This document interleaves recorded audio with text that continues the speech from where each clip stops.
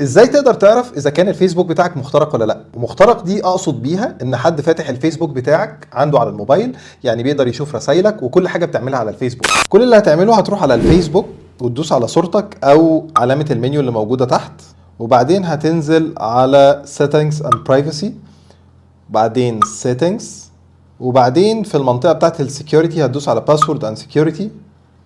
في المنطقة بتاعت where you are logged in دي هتلاقي فيها كل الأجهزة اللي فاتحة الفيسبوك بتاعك.